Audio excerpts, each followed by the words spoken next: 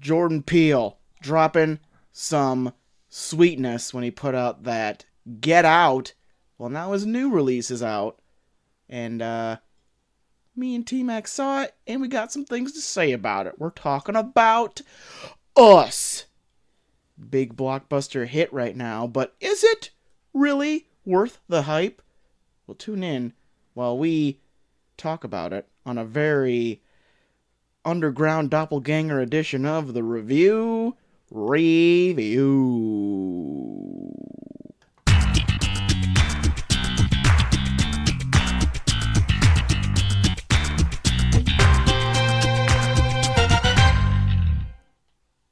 Troy. Hello. I'm a double of... fuck it.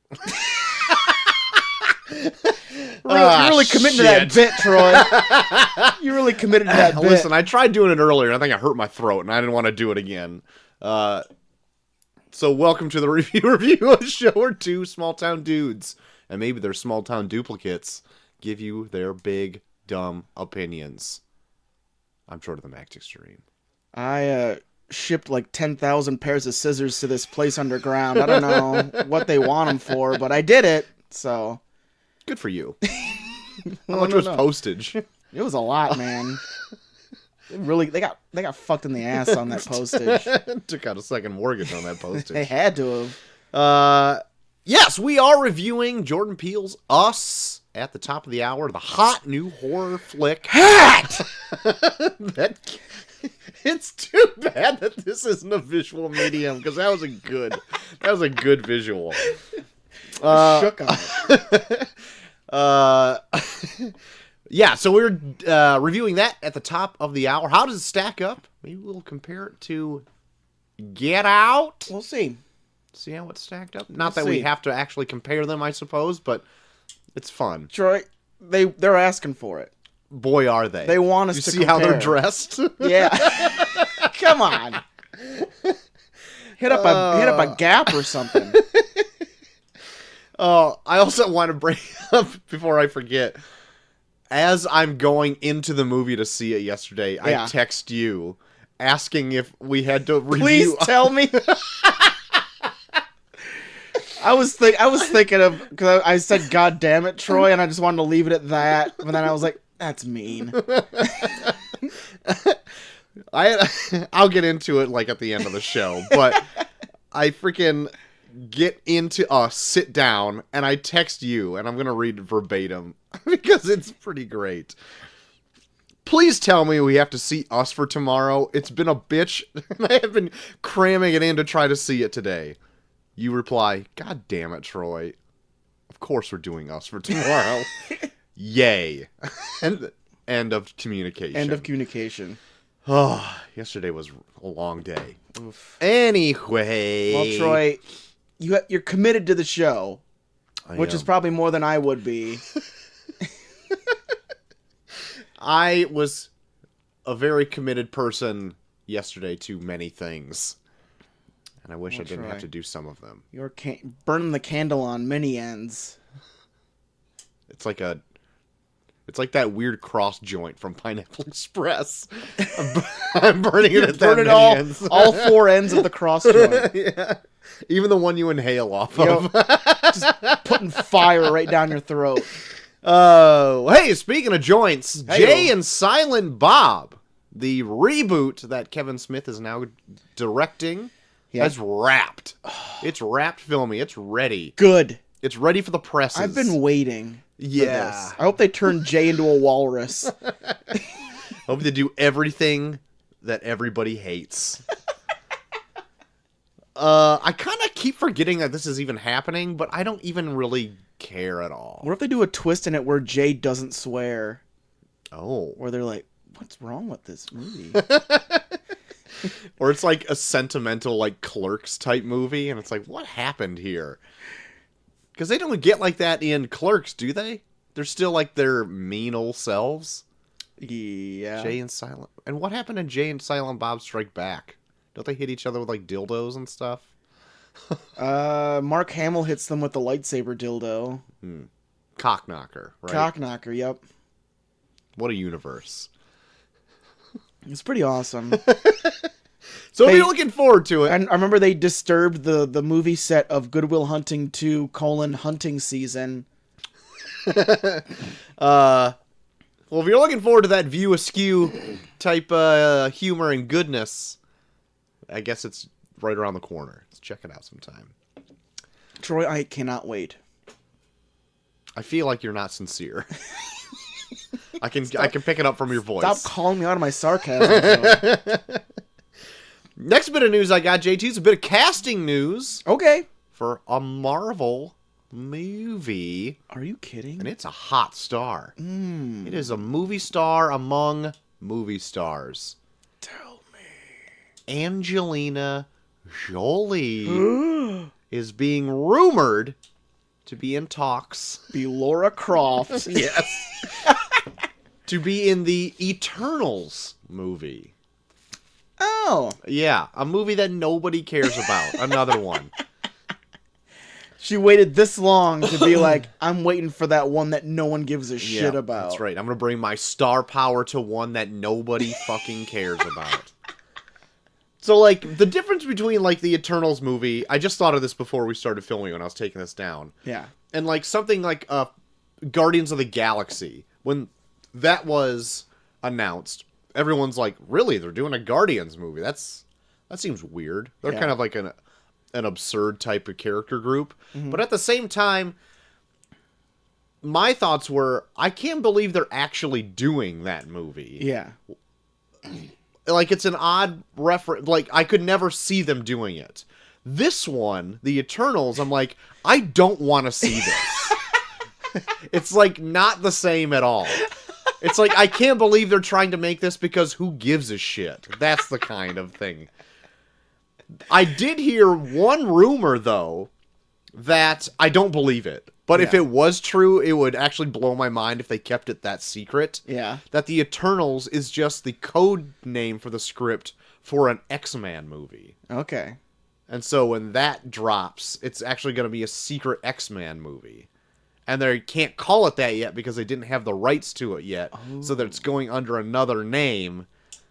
So, like, this is already shitty. This is like far-fetched. Yeah, it is conspiracy theory shit. Yeah. But, that'd be pretty nuts, though, right? That'd be pretty cool, man. That won't happen. But, anyway, Angelina Jolie's going to be in this one, maybe. I love how you, like, subtly turn all your news subjects into just something that isn't news. I know. You just shoot yourself in the foot by being, so that might happen. Hey, everything might happen, man. It's true. You don't know. True. It's not news until it happens. That's right. Chances anything happen are 50-50. Either it will or it won't. Throwing shit. Just throwing shit against the wall, and then whatever sticks, we take credit for. That's how we work here. Oh, my God. JT, were you a fan of What We Do in the Shadows? Yeah. Well, you might be happy to hear this, that the FX version of this premieres tonight. Oh, tonight. I heard it was coming close. Mm-hmm. It's tonight, baby. So check it out if you can. They might be on Hulu. FX is kind of weird. Sometimes they don't have stuff on there. I think for FX, it's usually after the season is done with. Oh. And then they put it all out. Yeah. I don't know. I'll see how the first episode is received, and then I might get the whole season. Okay. We'll see. Advanced screenings of it said it's pretty funny. Maybe the funniest on television. Sold me. I'm getting it. But that's what everybody says when a new show comes out. Okay. Anyway, what news we got here, huh? I got some weird video game news, JT. Weird video game news. EA. Familiar with them? Yeah, it's in the game. You got it. EA has laid off 350 employees due to some sort of budget cuts or something like that. Wow. That's bad news for those employees. Also, I found out that EA not even that long ago paid Ninja $1 million to play a game for a day. So put those two things together, would ya? Also heard that their maybe chief creative officers had a total of a $48 million bonus. God bless America. So there you go. Capitalism working at its finest. Everyone is kind of dumping on EA, though, so... EA's a bunch of pieces of shit. See, Because they're the ones that have been really forefronting the whole loot crate shit. Yeah, right. They totally fucked up Star Wars Battlefront 2 just based on all that shit. And, like, I'm not steeped in enough of it to even know, like, the behind the story of everything like that, but, when I was growing up, I thought EA was, like, a hot deal. Like, yeah. They were making, like, all the good sports games and all that kind of stuff. Yeah. Do they do the Maddens? Yeah. Okay. Yeah. And so, like, everyone I thought loved them, and then, like, I think they got big enough where they just started buying up smaller companies and putting them out of business. Yeah. Maybe that was the deal. And then they started doing all their loot box stuff. And then... I don't know. I think when Molly brought it up to me was like when she really started hating them was when they started doing all the loot crate stuff. Because that is kind of shitty where it's like you buy their game and they're like, well, in order to really experience it, you got to buy more shit. Yeah. It's like, well, fuck you then. I just won't buy it all together. How do you like that shit? Chew on that shit, would you? So anyway, that's fun news there, isn't it? Last bit of news I got. I told you I was light on news today, and now I'm just light on even my caring about anything. You're light on even caring about it. Just an update on Captain Marvel's box office, JT. Yeah. It's at, right now, worldwide, $918 million. Almost at that bill. Almost got to get that bell out. Get that bell out. Making it, even at that high of a box office, domestically, that still is only the 10th highest Marvel movie by box office. Jesus Christ. And number 7 worldwide. So, you know what I'm going to ask. If this Captain Marvel is now at number 7, do you know what the top 6 are? Probably Infinity War. Yep, that's number 1. Oh God, Avengers. Yep, that's somewhere. number 2. Captain America, the Winter Soldier. Nope. Civil War. Yes, that's number 6. Iron Man 2, 3. Yeah, that's that's number 5. Guardians of the Galaxy 2. No. The first one. No. God damn it, Thor. No. Ragnarok. Damn it. This hurts me. Yeah. Painful. You're going to kick yourself when you can't figure out 3 and 4. Well, Avengers Age of Ultron. That's 3. The only one we have left is number 4. Good lord. Let me give you a hint. It was pretty popular. You piece of shit. Piece of shit. God damn it. It also came out last year. Oh, so Ant-Man the Wasp? No. That's last year. Black Panther, Joel. Oh. It was Black Panther. It was Black Panther. It was Black Panther. So there you go. You nailed it. Okay. I know that's your favorite game in the world, and I spring it on you on every show. Fucking hate it. But yeah, so Captain Marvel's still climbing up there. Did decent at the box office this last week, too. So I would like to see, because now I think it's released more places worldwide. Yeah. If it finally gets to that $1 billion. Give it that bill. That's right. So we'll see, won't we? We'll check it out next weekend. We'll see. We shall see. You bet. That's all of my news, JT. Well, Troy, got some casting news for Space Jam 2. Lay it on me. We talked about the first one on here. That's right. The second one's coming out with LeBron James. That's right. Getting in there. That's right. casted for it is from Walking Dead fame, Sonequa Martin Green. Okay. She was I can't even fucking remember her name from it now. Is she also from Star Trek Discovery too? Yep. Okay, I Yeah, know who you're talking her. about. Her. Gotcha. Her? You got it. Yeah, her? Yeah, her. Got it. Yeah, she's gonna be in Space Jam 2. Perfect. Can't wait to see what she does with LeBron James and Bugs Bunny and all that shit. Also, that super sexy jerk-off bunny, right? Super sexy jerk-off Lola bunny, Lola Bunny, with her ass hanging out. My God, that was gratuitous. Why do you need to put an ass on a bunny? I never even thought anything of it when I was a kid, but rewatching it for our show like a few weeks ago, I was like, that was ugly.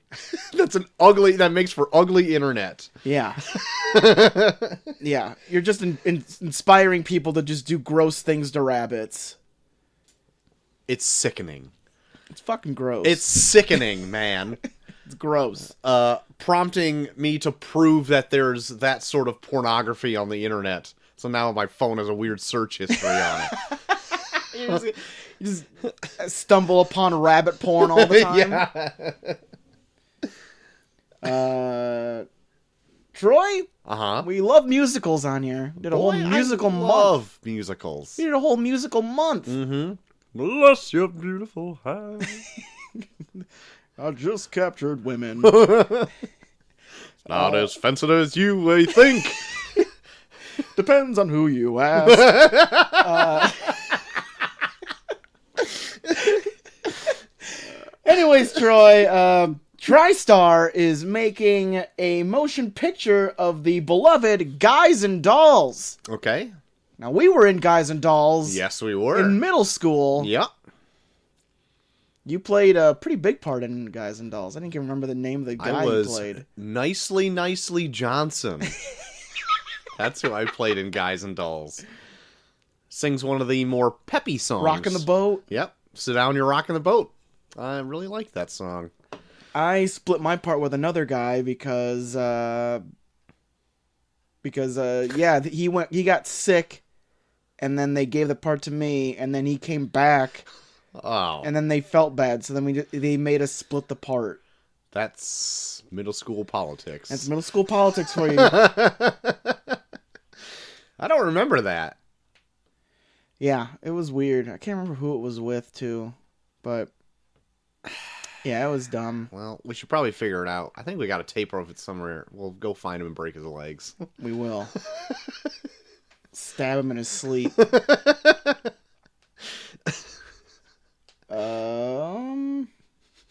see here. You said they were going to make an animated thing of that, you said? TriStar? No, it's not animated. It's a live action. Live action. Yeah. Got it. But with that, and then I think Steven Spielberg's doing West Side Story as well. Oh, it's a musical revival. So everything's getting all musical in here. Oh my goodness. You know what's a weird part of Guys and Dolls? The whole Havana part. Where it really slows down the movie. Oh, yeah, they do go to Havana, don't they? Yeah. That's weird. Yeah. I watched the Marlon Brando Guys and Dolls. Yeah. Like from when Marlon Brando was like not old. He was younger. I was going to say not a piece of shit, but he was probably always a piece of shit. Yeah, he's always been a piece of shit.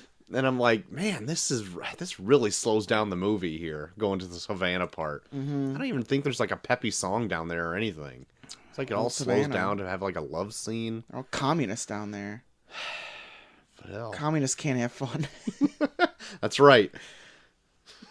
It's not allowed. It's not allowed. Communism. Troy, the Kids' Choice Awards were this past week. Oh.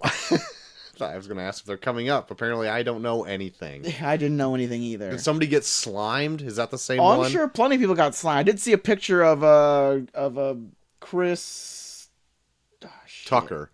Not Chris Tucker. One of the Pine. Not Pine. Evans. Not Evans. Pratt. It was Pratt. Chris Pratt got slimed. Oh boy. So, he had a good time. The kids loved it. The kids loved it. Kids loved it. They love a good gooping. So, since you got me on the spot, Troy. Let me ask you. Okay. Who do you think won for favorite movie at the Kids' Choice Awards? Favorite movie? We got Aquaman, Avengers Infinity War, Black Panther, Mary Poppins Returns, The Kissing Booth, To All the Boys I've Loved Before. What the fuck is that shit? Should kids even watch that movie? Yeah. I don't even know what that is. I don't either. I don't know, Infinity War. It was Infinity War, Troy. Great. You won, you shithead. Now, What? so then what for do you gotta favorite say? for favorite movie actor, it was the main actor from To All the Boys I've Loved Before. What is this movie? To All the Boys I Loved Before. Show me this. I don't fucking know, man. To All the Boys I've Loved Before. And then The Kissing Booth. Information about To All the Boys I've Loved Before. Thank you, Google. What is it about? Synopsis. Wait. Where's a synopsis? Dude, I don't know anything about this. I can't find a synopsis for this. Well, here's a category up your alley, Troy. Who do you think won for favorite superhero? They At the Kids' Choice Awards, eh? Yes. We have Black Panther. We have Captain America. We have Thor. We have Aquaman. We have Iron Man. And we have Black Widow. I'm going to go out on a limb and say Aquaman. Well, Troy, you'd be surprised. It's actually Iron Man won. Oh, okay. Tony Stark. Robert Downey Jr. from Avengers Infinity War. All right. I figured Iron Man would be a little bit out. You know, he's kind of playing out his part a little bit. Bigger and better than ever. Left him sad on Titan after Spider-Man got dusted. Now, who do you think is favorite butt kicker, Troy? You What can't say are ass. these categories? You can't say ass. It's got to be butt. Favorite butt kicker. All right. We've got Chris Pratt as Owen Grady from Jurassic World: Fallen Kingdom. We've got Denai Guerri, who was Okoye from Black Panther. Dwayne Johnson as Will Sawyer from Skyscraper. I hope it's him. Emilia Clarke as Kira from Solo: A Star Wars Story. Michael B. Jordan as Adonis from Creed 2. And Zoe Saldana as Gamora from Avengers Infinity War. I don't know. I'll say Gamora. No, it is Chris Pratt from Jurassic World? Boo! Kids suck. Yeah. So, for favorite animated movie, What is happening? The All right. Grinch, Hotel Transylvania 3, Incredibles 2, Peter Rabbit, Ralph Breaks the Internet, Spider-Man and the Spider-Verse. Please say Spider-Verse. It's not! What? No! Incredibles 2! Oh, fucking kids. You know what? At least it was Incredibles 2 and not like Peter Rabbit. Over all of those, get out of here. Favorite male voice from an animated movie is Adam Sandler's Dracula from Hotel Transylvania 3. Kids are Jesus. dumb. Favorite funny TV show, Fuller House. What a riot. Full House. Favorite TV drama, Riverdale. Okay. All right. I can see that. I'm not going to say like Blue Bloods. Favorite... Now I want to see what they have for drama. A series of unfortunate events, The Chilling Adventures of Sabrina, The Flash, Riverdale, Stranger Things, and The Walking Dead. Kids can't watch that shit. Oh, and I like how all of those are like CW dramas. Oh shit! They're not like real dramas. No shit. Oh, that's funny. Oh fuck. Well, my last bit of news, This is Troy. a fun game. I actually like this. Just to see how stupid kids are. Yeah. My last bit of news, Troy. Castle Rock Uh-huh. coming out with a second season. Me and Dave gave it very lukewarm reviews when we talked about I it. remember. But they're changing it up for season 2 Okay. a little bit. Okay. Introducing Annie Wilkes from Misery, All right. being played by Lizzie Kaplan. All right. Okay. Sure.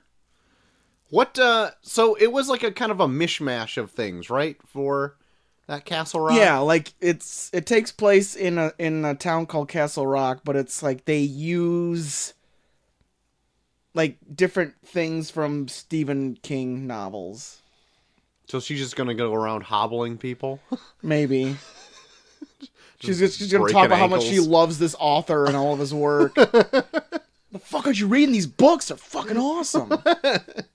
Yeah, she's just a super fan, and everyone just like, shut up. And then at home, she just is like murdering people. Yeah, shut up. These books suck.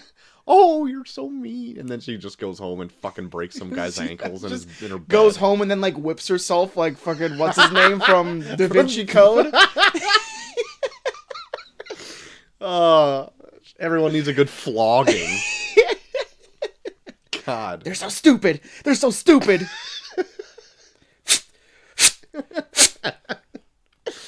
Oh my God.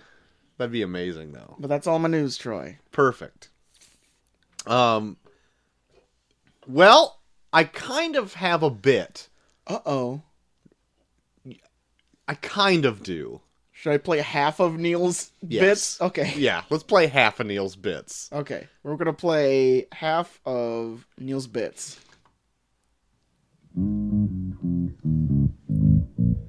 People. Okay. Go ahead.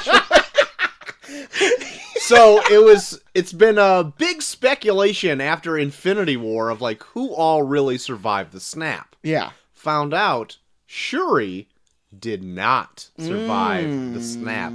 She got dusted along with her brother Oh my god. in the dusting. Yeah, because they put out all those posters and stuff. That's right. And everyone that's in black and white got Got it. it. Got it. They got out. So anyway, that's it. All right. Just thought it'd be a fun little note. Thought it'd be. It was a part of my news, but I'm just like, I'll save it for a funny little thing. Yeah. That was fun. It sure was. Just hearing Neil say people. People. Oh my. So I guess it's done then. I believe so. Bring it on, JT. What trailers do you have? I'm exploring the space. They put out a trailer for IFC's religious movie, Mary Magdalene. Mm-hmm. I know nothing about this. I've seen like posters for it, but I didn't think anything of it.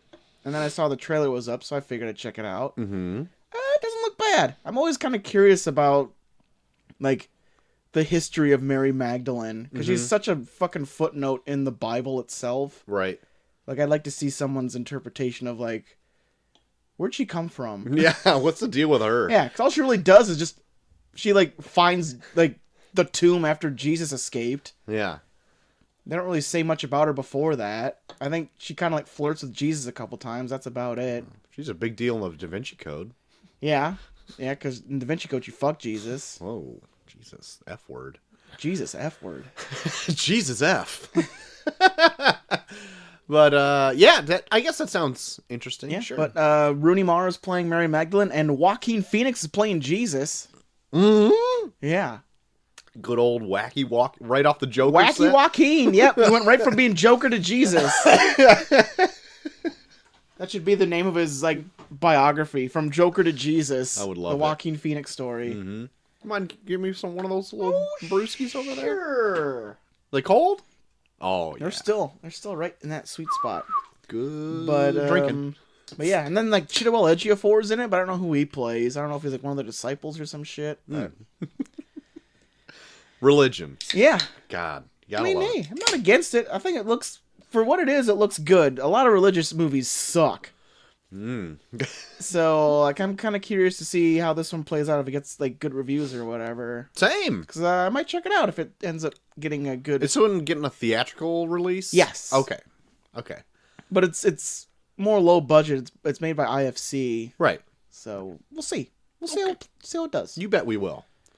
You bet. And the only other one I have is a trailer for Dora the Explorer called Dora and the Lost City of Gold. Yes, this is the only trailer I have. Oh, okay. Well, it's a thing. It sure It is. exists. That's about it. What? That's So, you remember that, like, Funny or Die skit where it's, like, that action-packed Dora, like, trailer? Do you remember this? That came out, like, I don't know, probably, like, 10 years so. ago. Didn't like make it like violent and shit, like super violent? Yeah, like, people with, like, machine guns and all that kind of stuff. I didn't think that this was that far off removed from that Funny or Die skit. Like, it looks like an action-y kind of romp. Yeah, it's like Tomb Raider for middle schoolers. Yeah, it's exactly what it looks like. Yeah. Or more like Tomb Raider for like fourth graders. Yeah. Because I think Tomb Raider is Tomb Raider for middle schoolers. Yeah. With like Tomb Raider is Tomb Raider for middle schoolers with their dicks in their hands. Oh boy. Being like, let's just not talk about middle school's dicks. Let's see the side boob. But yeah, that's exactly what this looks like.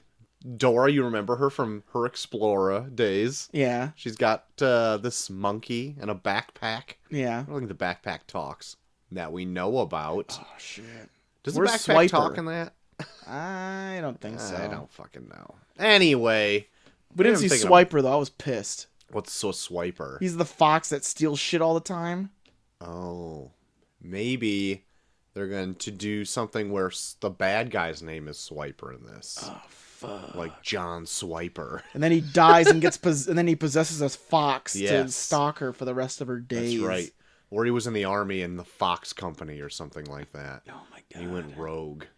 I think I read something that Benicio del Toro and Danny Trejo are like voicing the monkey and the fox. And I was like, that is some fucked casting. I saw that Danny Trejo was in the credits of this, and I'm like, what?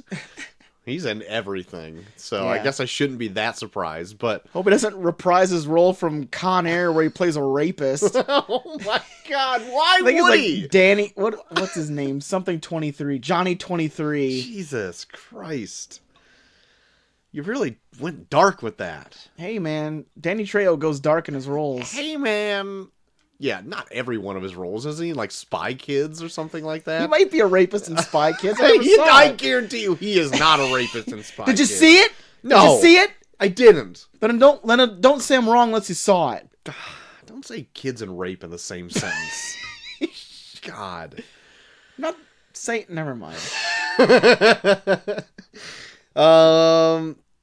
Yeah, that's it. That's all I got for trailers. All right, Troy. Well, turn around to movies. Let's do it. We're on the last semi-final match, Yes. and it was a surprising one. Really? Did you think that was surprising as a I mean, finale?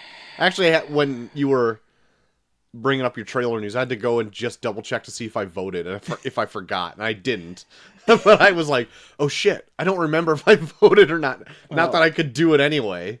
it was between Children of Men and National Lampoon's Vacation, and it was a close one. I think it tied for a little bit. But for some reason, I think the Spider-Man versus Platoon match was even closer, which makes me mad. Because that Spider-Man and Platoon was like tied until like Tuesday. Oh Jesus. This one kind of stayed on the same. Like it was, I think it was like about how the last match went, but I think it like was more one-sided. more one-sided faster than the Spider-Man Platoon one. But Okay. National Lampoon's Vacation won. Yes. So our finals for Turnaround Movies 5. One of these movies will be reviewed at a later date. Platoon versus National Lampoon's Vacation. Yes. Again, we're doing old movies. we have not. Nothing has been picked before 1996. Jerry Maguire is the newest movie we've reviewed out of the Turn Random movies. Oh my goodness. People just like those classics. They love them classics. So there you go. Platoon versus National Lampoon's Vacation. What you looking at for this one, Troy? Well, I think I kind of guessed that Platoon was going to go all the way a few weeks ago. Yeah. At that point. It might have been in the quarterfinals and we were doing that. But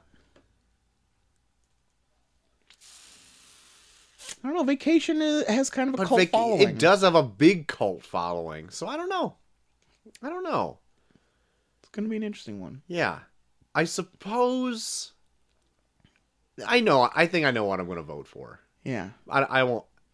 Not this is for all the marbles here. Yeah. I'm not going to give it away. But Now, I hope people didn't vote for Platoon on the promise that we're going to get Dave's dad in here, because that's a far-fetched idea. yes, he probably doesn't know what a podcast is. Yeah. Firstly. Yeah. So I hope And no one is... And I know for sure he's not going to talk about Nam. No. I hope people are not let down by the idea that we were going to get someone that was actually from Vietnam to talk about their experiences, because we're probably not. No, this is not the show And for if that. we do, we're not going to talk about personal experience in Vietnam. Right. That's fucked up. It's fucked up, man. If he was in the shit, I'd let him dwell in that. Like, I don't want him to dwell on it. I do not wish anyone that ill will. Oh my goodness. Yeah. Who thought that was really going to happen?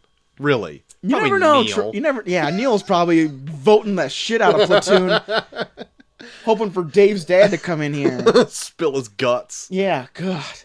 Jesus. Even that might be too far to say that. So yeah. Platoon versus National Lampoon's Vacation. The winner will be reviewed at a later date. So get your votes in there. Probably won't be soon. We got a stacked few weeks coming up. I think I can fit one. Let me see. I think I have a spot lined up for it somewhere. Okay. Yeah, but it's gonna be for a while. Yeah, because we got a stacked few weeks. Might be a month before we can maybe in May. I think I have a spot for it in maybe May. Maybe May. So there you go. Very good. Whatever wins.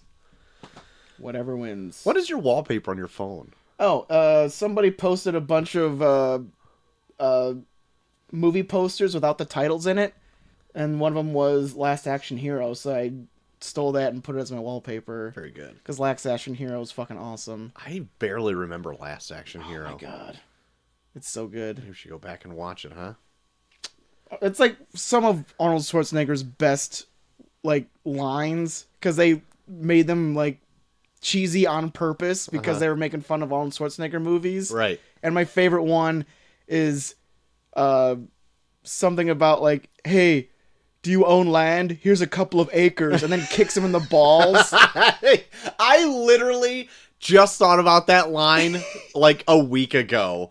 Because it was like on an Arnold compilation of best lines or whatever, and that one for whatever reason sticks with me as being super hilarious. Yeah.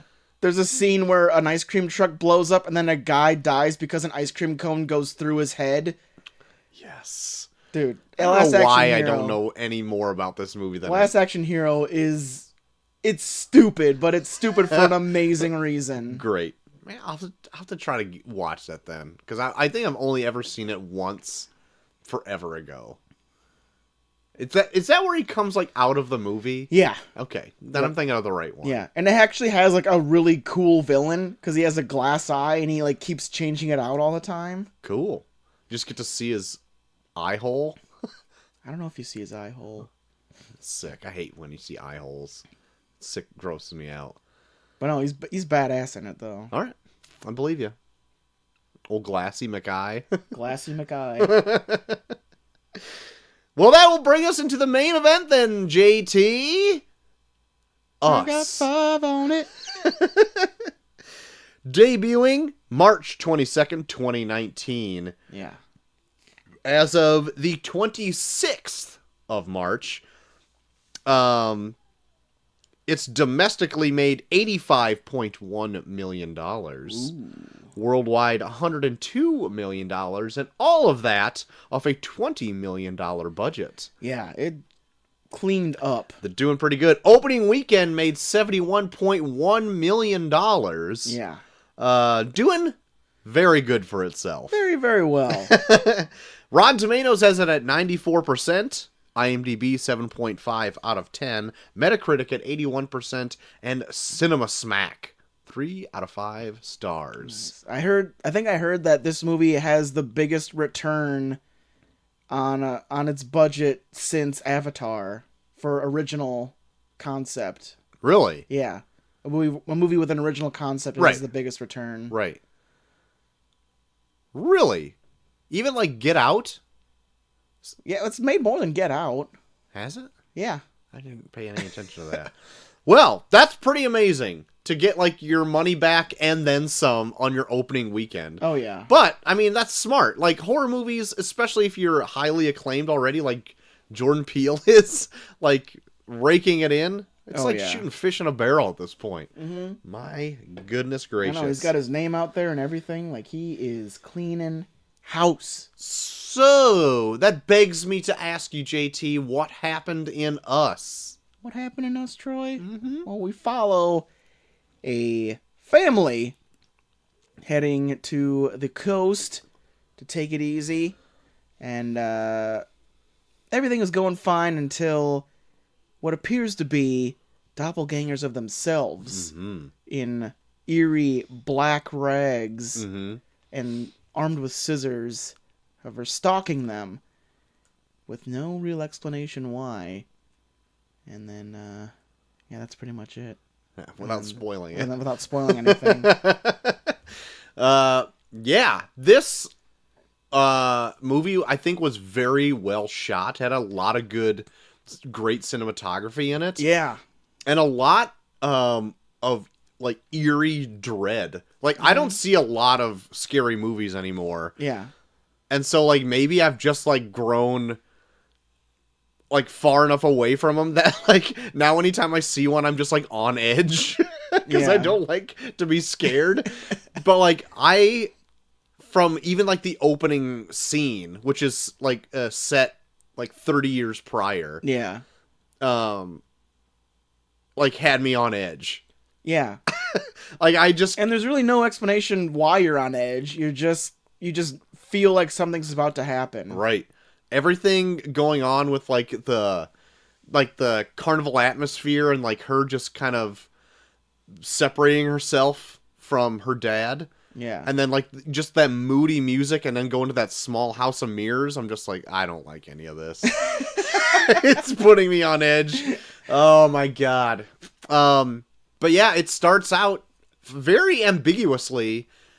And it almost jumps into having like their doubles there. They're like doppelgangers. Yeah. Fairly early in the movie. Yeah, I think it's like within like the first 20 minutes, I think, is when they show up. Yeah, and it's like this movie, I kind of didn't expect it to be 2 hours long when I was looking at the runtime. I think it's like an hour and 45 minutes, isn't it? It's 2 hours. Oh, shit.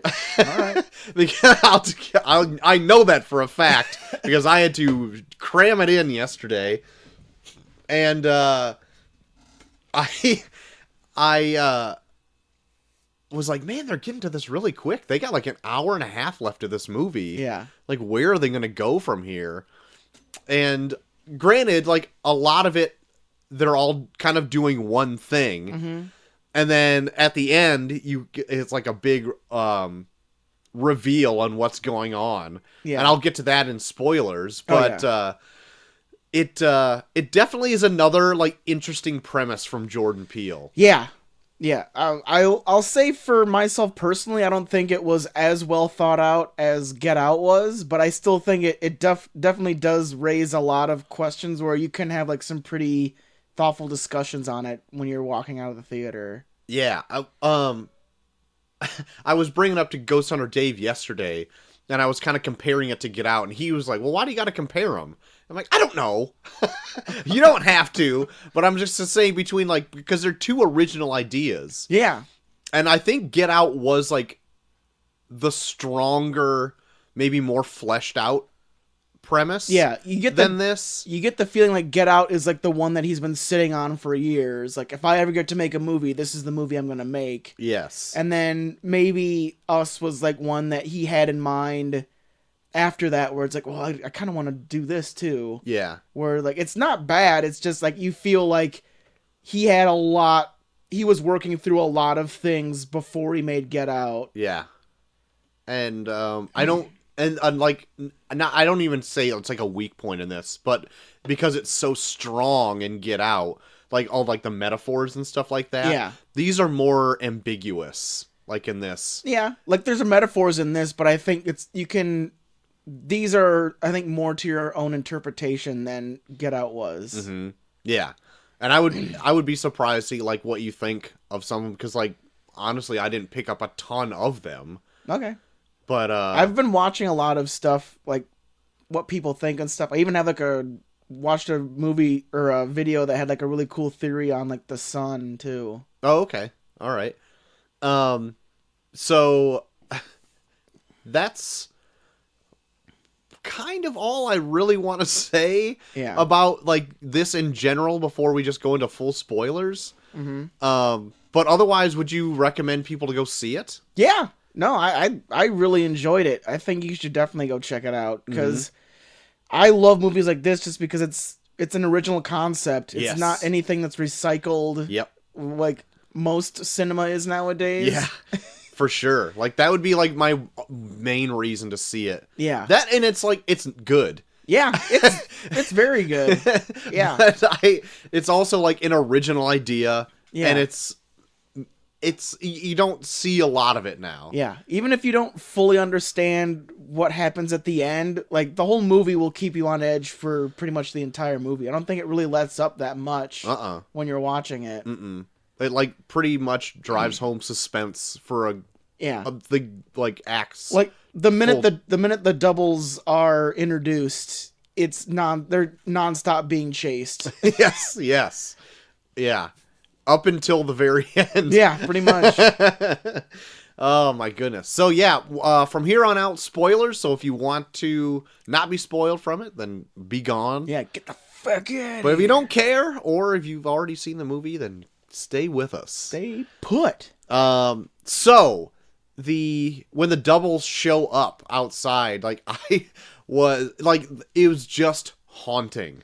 Yeah. Because I was reading just an IMDb trivia to see if I can pick anything fun out, that they show up in the exact same order as the sticker in the back window of the car in the very beginning. That's awesome. And I'm like, oh, that's a fun little detail and a horrifying doppelgangers of that. And it's just these like people in these red jumpsuits just like standing under the streetlight blacking them all out. Yeah. And it's like, holy shit. And then they don't move. Like, the whole time, fucking M'Baku's coming outside. Dude, I loved him as the dad. Me too. Winston Duke as the dad. He is such a different character. The only thing I've ever seen him in is Black Panther. It's like night and day between M'Baku and what he plays in this. Yeah. Like, every time he, would drop, a shitty dad joke or whatever, I just, lean over to Molly and be like, that's totally gonna be me, in 10 years. I loved his one of the funniest things to me was when he tried to get frisky at night and he laid in the bed, took his glasses off, and he's spreading his legs, and then he gets kind of shut down by Lupita, and it's like, oh, and then he totally was just like, oh, I guess I'm not gonna get lucky tonight. But he is probably I'm going to say there's not even a weak character in this, really. No. The kids are great in this. Yeah.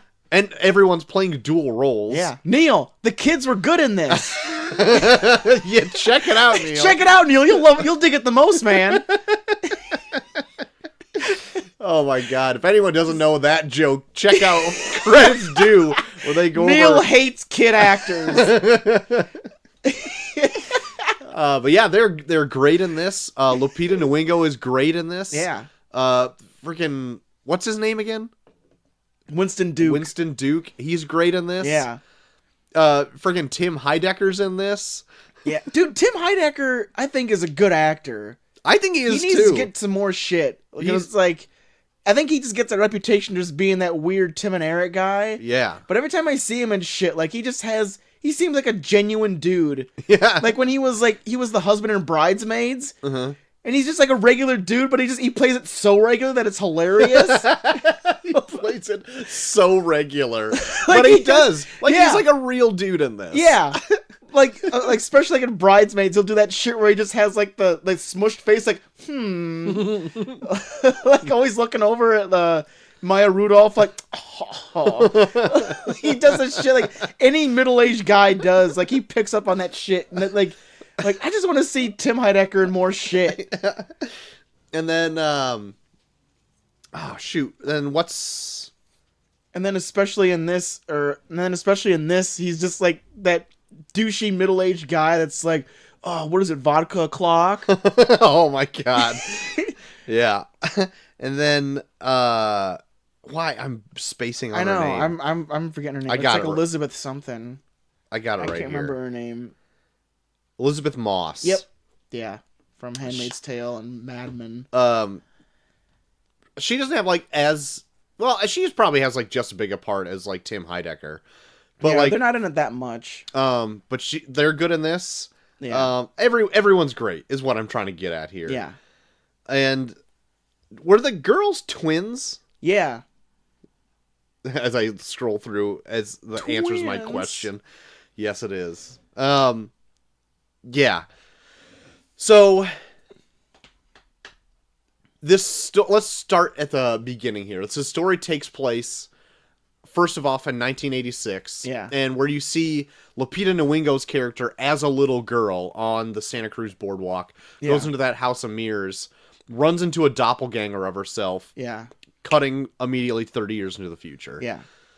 Also, there's a lot of I picked up some things of foreshadowing in the flashback too. That was really cool. What'd you catch? Like they have when she's watching that Arms Across America commercial, one of the videos off to the side was for Chud. Oh, I missed that. Okay. And then the dad, when they're at the carnival, he plays whack-a-mole. Oh, okay. Okay. I was really during that part where they're watching TV, I was like trying to pay attention to remember things going on like what the television was. So like I got to remember some of this. Yeah. Which that does come up. Yeah. But like that's one of my big questions really on like why that happens at the end, like the Hands Across America type thing. I got an idea about it. Okay. But I'll talk about when we get to it. We'll get to there. And then it jumps to the future where now her family is now vacationing in the Santa Cruz area. Yeah. And freaking M'Baku like rents a boat and is all stoked about it, and the family is like kind of like bummed out that they're kind of there, but they kind of like being on vacation. Yeah. It's just like a regular family like getting annoyed with themselves. Yeah. Which I thought their family dynamic was really genuine. Mm-hmm. I really liked that it felt like a real family, like right off the bat. Yeah, like they're at each other's throats and shit. Yeah. But like, yeah, they just felt like every regular family. Like the daughter's on her phone all the time. Mm-hmm. The kid's weird. The son's kind of weird. Right.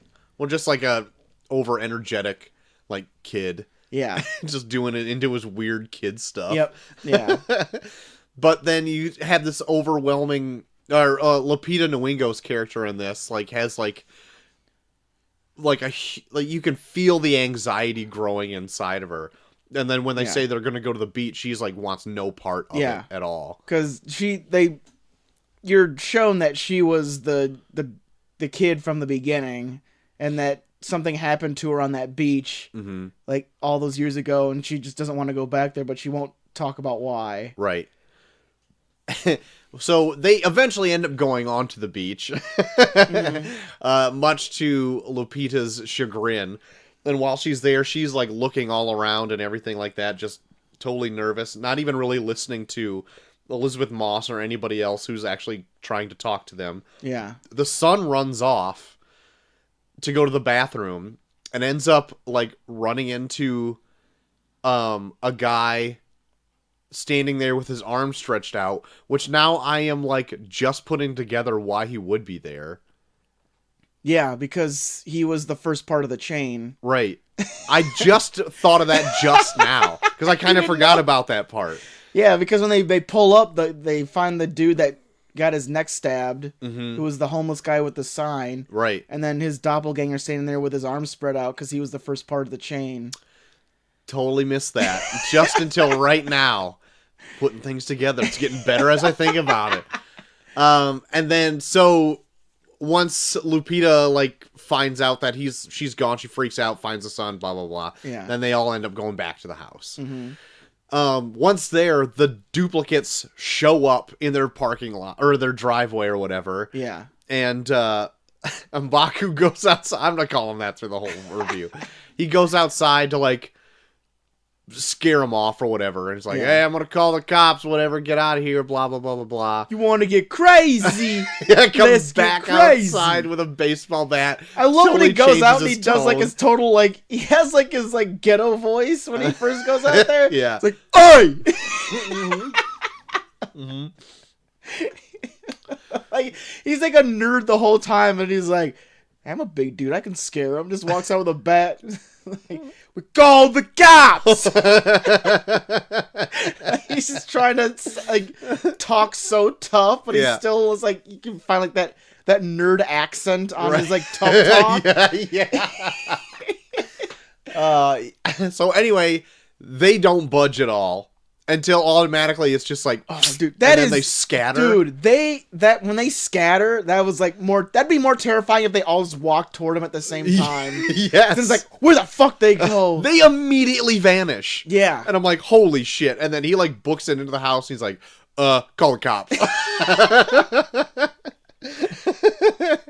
Oh my God. And from there on, like, I'm on like the edge of my seat because I'm just like, Jesus Christ. I know. And there's like, they show him like crawling up trees like really fast and shit. We're like, oh my God. I know. It's fucked. It is completely fucked because it's got like almost like a home invasion type of horror. Mixed with like a bit of the supernatural because like from the trailers you know that they're doppelgangers or whatever, but then it's like they're encroaching on like their personal space, and that makes me so fucking I know, unnerved. Like they're surrounded and you don't know where they are in terms of the house or like if they're inside, if they're still outside, like where they are outside the house, if they still are outside the house. Right. God. Freaks me the fuck out. Yeah. They end up Winston Duke is his name, right? Yeah. He ends up getting outside. Oh no, he gets knocked out. He gets batted in the knee. And then he gets like garbage bagged and thrown into the boat where I guess they're gonna like ditch him in the rivers or the ocean or something like that. Yeah, I don't know. But like the boat is like a faulty one, as you see from the beginning. It only goes left. And so like it's through like happenstance he rips himself out of the boat, the engine stops, and then it kicks back on and boots his doppelganger off. Yeah. And then so he kind of gets away from there while the rest of the family partially escaped like all their doppelgangers. Yeah. But at the same time, like you kind of get to meet their duplicates there, and they all kind of split off with each other. Yeah. Because the daughter runs away because she's like a track star. Yeah. And like, so she bolts, and but so does her doppelganger. Yeah. So yeah, they run away. The two sons are in the closet. Yep.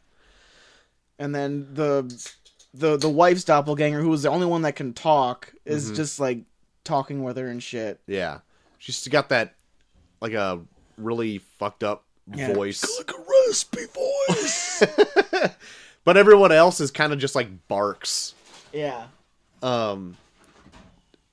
So you kind of like the little boy doppelganger wears like this white mask this whole time. Yeah. Which that white mask is just in the simplicity scares me. Yeah. But he ends up pulling it up and you get to see like he's totally burned. Yeah, he's got a burned face. So and it's kind of it's like the duplicity of it is also kind of weird because like the boy has this like little magic trick that this magic lighter thing. Yeah. That I think it's like one of those things where you flick it and it's like magnesium paper and you're like, yep, a flame bursts out or whatever. But like the other boy just plays with matches, and it looks like he's burned himself many times. Yeah. Or at least one good time. Yeah. And then the daughter's duplicate creeps me out. Because she's just constantly smiling. it is unnerving. It got on my fucking nerves so like I was like uncomfortable the whole time. Like, she's one of the ones that doesn't last as long as everyone else, but she's probably the creepiest out of them all. Because she's just constantly like staring and smiling. Yeah. Eventually they all kind of get back together and they dispatch out and they try to find their friends that had the meet on the beach, like Tim Heidecker and Elizabeth Moss. Yeah. So then before they get there, it pans to their like beach house or whatever. And they're kind of like having a family squabble or whatever. And the twins come out like, why are you arguing? We're trying to go to sleep or whatever. It's like, just because we're in a room doesn't mean we're sleeping. And then all of a sudden, like duplicates of them come out from behind them and start going at him with scissors. Yeah. And just start cutting everybody up. Yeah. And I'm like, holy shit. Like, that's when it took a turn that... Yeah. Because I think you think... I went into this being like, oh, it's just the family is going to have, like, doppelgangers. But then it's like everyone has doppelgangers. Yeah. And then you're like, where does this end? Yeah. Because the beginning had, like, a kind of, like, an odd beginning where I didn't know really where it was going. Like, the text saying, like, there's so many abandoned mines and subway stations that live underneath the world that nobody goes in anymore. Yeah. And then I'm like, oh, okay, where's that going? And then it just pans out from these like wall of cages of rabbits. Yeah. And like, what is this? Did I go in the right movie? And so it comes into play obviously later, but I just like for the longest time, like even at this point, I'm like, where would this be going? Yeah. And then you find out like not only does the family have their own doppelgangers, but this family has doppelgangers. Yeah. And then they click on the news once like everything's kind of settled down at that house, and then the world has gone awry. Yeah. Where like you see all these people in these orange like almost prison jumpsuits. Yeah, they're like red jumpsuits. Just like taking people out in the streets. They'll kill someone and then they go and then they like hold hands with the like people. Mm-hmm.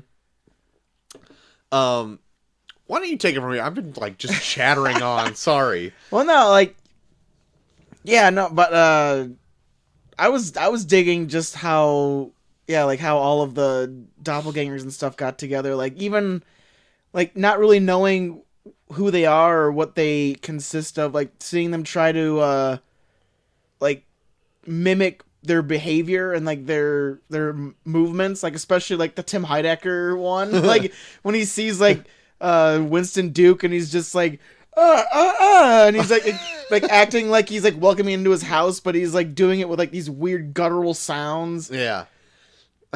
Was also walking towards him with scissors, where you're like, what the fuck is happening? Like I don't know why. Right.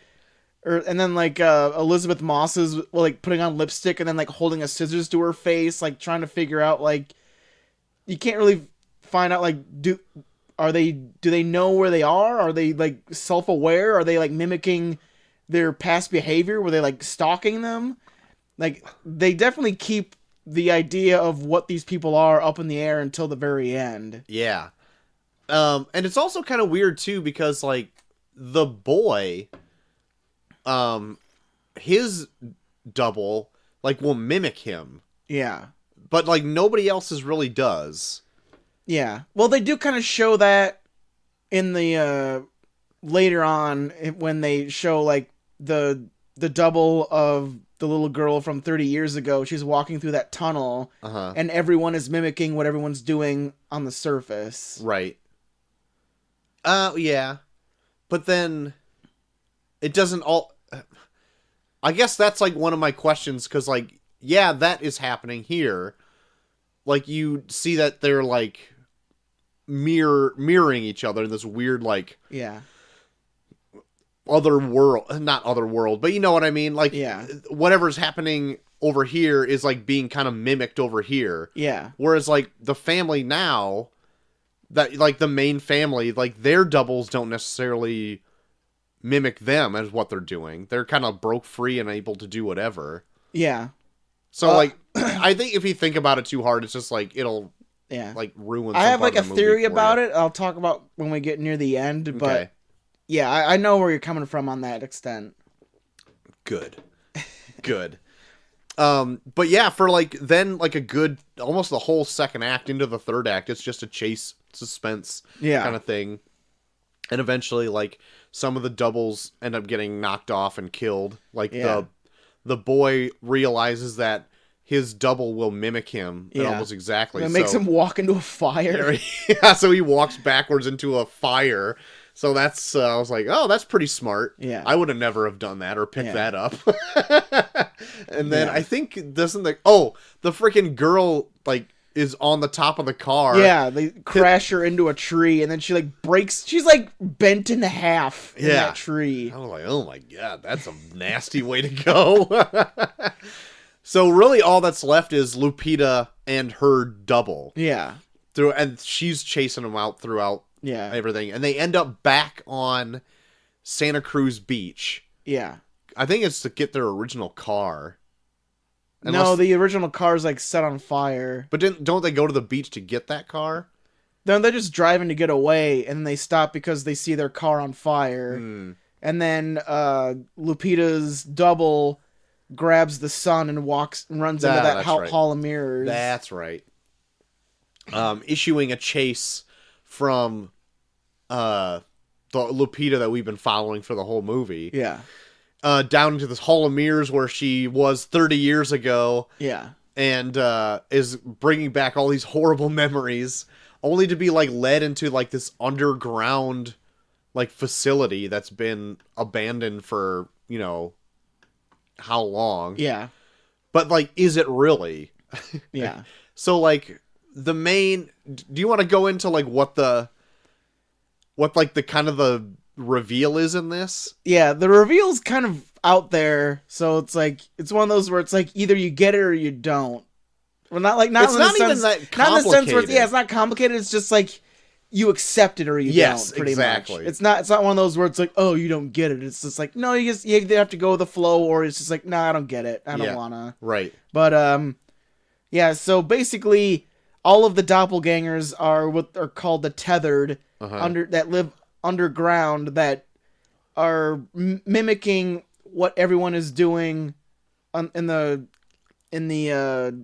surface. Right. And they were designed as a means of controlling what people do on the surface, but I think it ended up backfiring where they were mimicking what people were doing on the surface. Yeah. It was something where like their physical bodies were duplicated, but they only shared one soul. Yeah, but they shared a soul with the people above. So they're pretty much connected to them in that sense. Right. So in order to become whole, they have to kill their surface part of themselves. Yeah. To be fully free. Right. And so this was like I actually had kind of like this was like the hardest thing to get into the movie, because once that was like revealed to be like that, I'm like, so is it everybody in the world? Like, yeah, like they kind of make it seem like that from like the opening, like the like opening little bit of text where like all these abandoned subway stations and mining things. So I'm like, is everyone? Is there enough tunnels where it's just like all of the tunnels just overlay like what's going on the surface? Right. And if you think about it too hard, it's like, well, that doesn't really work. But I mean, just take it at face value. It's kind of an interesting idea. Yeah. That somewhere on Earth, like there's another version of you. Yeah. Like mimicking you in a monstrous kind of way. Yeah. And I liked when it went down into that underground and it was cutting back and forth between like 30 years ago, and you would see like what was happening on the surface at this carnival and then like what was happening below the surface. Yeah. The people mimicking what was going on in the carnival, and it was like this weird like bizarro world. Yeah. Where it's like just like monstrous things happening and just like people that aren't really they're not coordinated. They're just like ugly, nasty versions of themselves. Yeah, like they're unkempt. Yeah. And it's like the people that were like riding the roller coaster and the on the surface underneath, they were just crammed in a room, just screaming at each other. Or the two romantic couples that were feeding each other was just like shoving food in their faces. Yeah, like shoving dead rabbit on each other. So it's like, was this like a scientific experiment type of deal? Yeah, I think it was. They designed them in the sense that if they make duplicates of everyone, then they'll be able to control the movements of people above ground. Right. I took it that it was a science thing because of all the rabbits and like cloning and stuff like that. Yeah. But it never really dives too far into it. No. So that kind of, I guess it leaves it open to like whatever you think it is. Yeah. It wasn't until like the very last twist of the movie where I was like, oh, that's really smart. Because for whatever reason, like I at one point, like when it was leading up to it, I'm like, oh shit. Like I could see it coming. Oh yeah. And I was like, oh, that's a cool idea. Yeah. And then more things were like making sense in the movie and why they were the way they were. Yeah. But I didn't see it coming up until then. So I thought that was... I think I picked up on it... Well, when did I pick up on it? There was like one specific thing that they did where I was like, oh shit, I think she's one of them. But I can't remember what it was. God damn it. Yeah, I don't remember. But I remember like, it was pretty early on where I was like, oh, what if she's one of them? Yeah, and so like the main twist... that was like, oh, that makes this very interesting. So back 30 years ago when they went to that Hall of Mirrors, the Lupita's character as like a little girl was switched. Yeah. Her double like choked her and like left her down in the underground, and then she changed clothes with her and went up to their surface. Oh, it was when they said that she couldn't talk when they found her after she went missing. And I was like, oh, well, they can't talk. Right. I didn't pick up on that. Like, I took it for a while, like, she was terrified of because you don't really get to see, like, anything after it shows, like, she's horrified. Yeah. And then it cuts. Because I just took it as, like, she saw something so awful that it just spooked her so bad that she wasn't able to speak for a while. Yeah. And, I mean, that's, like, how it should probably have been for the general masses as well. Yeah. But they even do things, like, I think they bring up, like, in the beginning, they talk about, like, how she doesn't talk much. Like, she's kind of to herself. And she's not really social. Right. And it was weighing on the parents a lot that, like, for whatever reason, their daughter just doesn't talk anymore. Yeah. And so, like, that was an interesting take, too. So, like, and that, because from there, they're like, well, why don't you have her try to express herself in different ways? Like, have her dance or something like that. But then, so... I guess that will also work because if they were made to control somebody, if the duplicate of Lupita, who is now on the surface, was learning to dance, the original one would have learned, I guess, to dance as well because she has like a whole dance routine. Yeah. In like that underground at the very end, like evading all of the hits and stuff. Yeah. So that's pretty interesting. Huh. I'm putting so many things together right now, just talking with you. Yeah, I know. It's one of those where you kind of have to think on it. Because I want to see it again. Because it struck me kind of like how Get Out did, where I didn't fully appreciate Get Out until I watched it a second time. Okay. Because just to pick up on all the especially with stuff. I'll bring it up for our Monday episode because we're gonna do our flashback on Get Out. But there's so many things, even in the conversation he has with the dad in the beginning, that feels just like everyday normal like conversation you have with a dad you meet for the first time. That's total foreshadowing for the entire end of the movie. Right. Where it's like, God damn, this is so fucking smart. Like there's no like wasted piece of dialogue in that first scene when he meets the dad in Get Out. Where you're like, fuck, this is brilliant. Right. And then like I'm curious to see like if Us is kind of like that too, where if I can pick up on things in the beginning of this that foreshadow what's going to happen at the end of Us.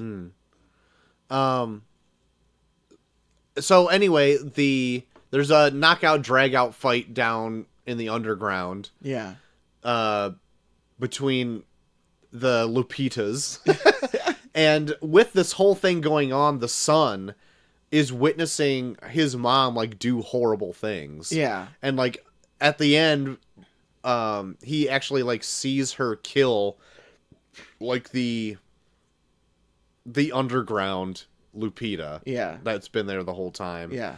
And as they're driving away near the end, all the family's back together, he's just kind of looking at his mom horrified. Yeah. And then she turns and kind of smiles at him. Yeah. And then that's when it's all kind of put together that, like, she's like the actual underground one that made it way to the surface and switched herself out. Yeah. Which I'm like, I think that was a very good ending. It kind of like, if you didn't necessarily like the clone aspect of it where everyone has one, Yeah. this kind of made up for it a little Yeah. bit. Because I'm like, oh, that's a fun little twist. Oh, yeah. Yep.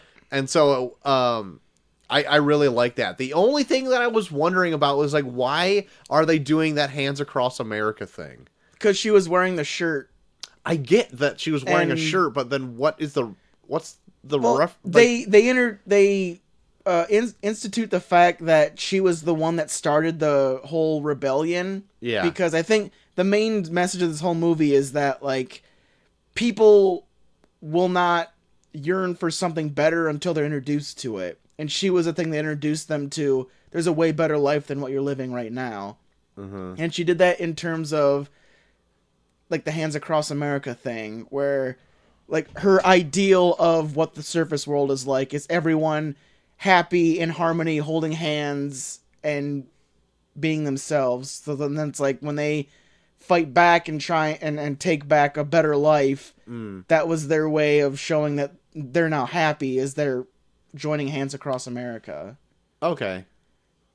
All right, that makes kind of sense. Because that was, like, the one thing I'm like, yeah, I get it. It's, like, a cool image, but what for what? What's the purpose of this? Yeah. It was it's kind of like, lost on me. Yeah, it's the only image that she had as her 10-year-old self that would institute that you are, like, Part of together. something. Yeah. You're tethered. Yes. Well, pretty much, yeah. Okay. So yeah, that's pretty much all of Us right there. I enjoyed it quite a bit. Yeah. It the 2-hour runtime, which I thought going in was going to be kind of extensive, especially since they got to the doppelganger stuff relatively quickly. I thought the movie flew by. Yeah, and no, I had a good it's time fast. during yeah, it. it's so tense that it goes by really fast. But I quite enjoyed it. Yeah. So, like, in terms of a message, what did you pull anything out of it? I didn't really pull much of anything out Yeah. of there. Like, it wasn't as laden with, like, symbolism as, like, Get Out was. Yeah. Where it's like, maybe I don't even think Get Out was, like, on the nose. I think it was a very decent commentary on, like, the, like, race relations and all that kind of stuff. Whereas this one, I'm like, I don't really pick anything strong out, if there was anything really at all that he was trying to say. And maybe he was, maybe he wasn't. Maybe he just had, like, a fun idea that he wanted to do. Yeah. But I did find this is, like, so he's going and doing that, producing that Twilight Zone for CBS. Yeah. And, like, I did feel like this is, like, a big Twilight Zone episode. And yeah, definitely. Not to knock it at all. No, yeah. It was I think good. that's kind of his style, because I even kind of thought Get Out was kind of a big Twilight Zone episode, too. But done in more of, like, a race relations-based type thing. But, no, what I pulled out of Us was I definitely pulled it out as, like, a class system, where it's, like, it's the meeting of two classes where the higher one doesn't think much of the other one, and the other one is fighting for what the higher one has. But the only thing I could see that, but, like, the only thing that, like, muddles it is that, like, the second, I call them the second class citizens. Yeah. Like, they don't really, The underground dwellers. the underground dwellers, they don't really even have, like, their own real voice. Do You know, they, though? Because they do communicate. No, I'm not like, even, like, they don't even have, like, anything to really strive for. They seem to be just abandoned down there. And like, if the switch never happened, they would just be kind of most likely just wandering around and probably just because they whatever. don't they're not aware of a better life. Like it kind of raises like a fucked up question where it's like, if you left someone in like shit and they didn't know of any other life outside of this, would they be happy? Like, would they just accept life for what it is? Like, okay, this is life, I'll just live it. But then if they're introduced to the idea of, oh shit, there's a better life out there that someone has, why don't I have it? And then that's what leads to this whole uprising. Like, is that, like, it's kind of fucked up in that way. Yeah. But I don't know. I don't think the movie is trying to say that. Like, extrapolating on that idea, we could come to that point. But I don't think the movie is trying to say that. Yeah. Not in my eyes, anyway. But I think it's really cool, like, to do, like, the inverse of, now, since you figure out at the end that they're switched, like, you kind of look at them in completely different lights, where you see the Lupita Nyong'o on the surface, and she knows of these people down there, but she does nothing. So it's like, she has the opportunity to speak up and say, there's these people down here that are living these really shitty lives that need our help, but yet she chooses not to. She just decides to live her own life that she took for herself. So what does that make her, like, now that she's like living this lavish life but knows that there's people down there? And then you take the inverse of that, where you have Surface One, who's like almost kind of treated like a deity because she presents this life that no one was really aware of until she came down there. That, like, she's almost kind of considered like this, like, celebrity down there, when the other one, the one that's on the surface, who might be living the better life, is kind of like in the background. No one really thinks much of her. Yeah. Like, it is. Yeah, it's a fun idea to like really try to pick apart and like, it made me think of that. Out of it. It made me think of that Pink Floyd song where it's like, would you exchange a walk-on part in the war for a lead role in The Cage? Where it's like, she's like a big deal, but she's living a shitty life now. Yeah. But she's king of the shit. Pretty much. She's king of the shit.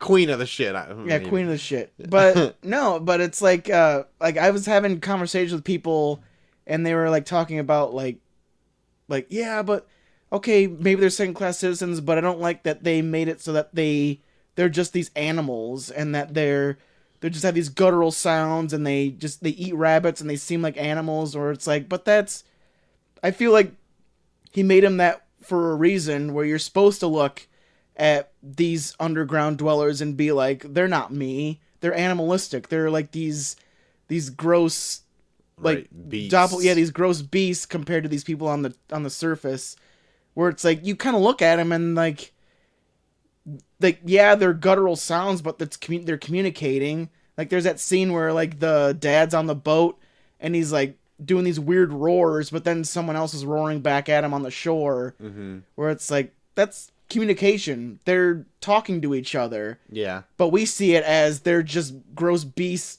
roaring at each other back and forth. Yeah. And I think that's what this is supposed to be. It's supposed to be where, like, I watched this video where I thought it was a really cool idea, that if Get Out is like our means of looking at society and being like, that's fucked up, us is supposed to be looking at ourselves and being like, we're fucked up. Yeah. Well, yeah, that's a good point. The only argument I have is, like, I don't think the movie does a great job at then, like, driving that idea home. Yeah. Because then I don't think they have, like, a lot of sympathy for these people. Because they're straight up murdering. Like, it's hard to get behind them after, like, you've seen them do. Yeah, but they're fighting for what they want. Like, I think that's what they have no means of like negotiating. It's just that they want to take back what they want to take what they want. I get it. Yeah, And but it's- then, like, what would be the difference between them and, like, Jason Voorhees? True, but it's like, yeah, but you look at Jason Voorhees, and Jason Voorhees is kind of a sympathetic character. Like, he got fucked, like... I guess, in the lightest sense, yes. But that's the whole thing of Kind it. of goes like, over the top when he just picks somebody up in a sleeping bag and cracks them open like an egg in a but you on a take tree. Jason Voorhees, and he doesn't know anything but killing. Like, you take these underground people, and the only way they feel that they can take these lives they think they deserve is to, like, kill their doppelgangers, to kill the other part of them. Mm-hmm. Because in their eyes, unless there's just one of them, they're always going to be slaves to that other part of them. Right. Yeah, I mean, that makes sense. I don't think to me, the movie really drove that home to me to have any sympathy for the other side of things. Yeah. I would have liked to see more like that. Maybe like the Hands Across America was like an attempt to try to do that. But at the end, I'm just like, what does that even mean? Like, I don't think that was a great... It didn't do anything for me. Yeah, I don't know. For me, I think it was the movie itself portrays like the tethered in a way where you're not sympathetic, but then when you break it apart, you kind of realize that, oh well, I don't know. Yeah, it is weird. I don't know. But I don't want to like dog on it because I really ended up liking the movie. No. Anyway. Yeah, I like it too. It's just a means of it's what this other class of citizens feels they need to do, and I think that's what they were trying to do. Like it levels it in a way where how we live is elite. Yeah, I think that's what the movie's trying to do. Okay, and then it's like, imagine if there's a class below you and they fight back, you would vilify them immediately. Be like, why are they killing me? Why are they taking this from me? I didn't do anything wrong. But they don't care. They just want they want what they think they deserve. Mm-hmm. But then we think about what we do to like the elite, where it's like, why do they have that? I should have that. Mm-hmm. Like, I think it's trying to ground it in a way where it's like, imagine how a middle class citizen lives is the elite. And imagine a class below that. Yeah. Oh, I get it. I get what you're saying. I just don't think the movie did a good job. I feel you, man. I feel you. I know. I've had this discussion with plenty of people where you've pretty much said the same thing that other people have said before, and I think it's just a matter of it doesn't bother me as much as other people does. All right. Well, what would you grade the movie if you got nothing else? Like, I do agree that it's not as well thought out as Get Out was, but I do think there's some smart stuff in there, and just on the horror sense alone, I think it's really effective and really well done and shot really well. I'll give it a pretty solid, like a pretty decent A. Okay. I enjoyed the movie quite a bit. I think I'm gonna go an A-. Okay. But it's a really good horror movie. Yeah. I'd say that seeing very little of them and thinking actually very little of most of them. But like this was like not only was it like good horror, it was also good suspense as well. Oh, totally. Because it kept you in the dark on a lot of things up until like the very end of the movie. So that's like my favorite kind of horror is like a suspenseful. There's so much horror nowadays where it's like all jump scares, but with this, the horror is imagining what you're not seeing. Yes. Where you're like, the unknown. Where the fuck are they? Exactly. So, JT, is there anything else you've been into besides us? Well, I saw the movie Ben is Back. It's like a movie with Julia Roberts in it. Like, it came out like last year. Oh. But it's about a kid who is battling addiction to like pain pills and pain kills and heroin, and I really liked it because I feel like this is probably the most accurate depiction of what an addict goes through, because there's so many of those like recovering addict movies where it's like, I beat it. I'm getting better and Right. stuff. And this movie frames it as like, no, you're stuck with this shit for the rest of your life.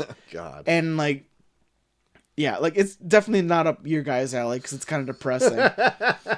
But no, but they frame it in a way where like you have to be vigilant 24/7 of this person because they're like, to quote the phrase, tethered to this part of their lives for the rest of their lives. Like there's so many things where it's like when it seems like they're getting better, like a small thing will set in where it's like, oh shit, they're almost worse. Oh God. And it's awesome. Okay. It's really good. And just like the small things that happen where like they'll just have like a regular like family outing and then one thing will hit where like it just sends this kid careening back to like jonesing for a hit of something. Oh, boy. And then they just have to like, oh fuck, now what do we do? Oh boy. And it's like, yeah, it's really good. All right. Right on. Like I think if you're gonna watch a movie about addiction, I think this is probably the most effective,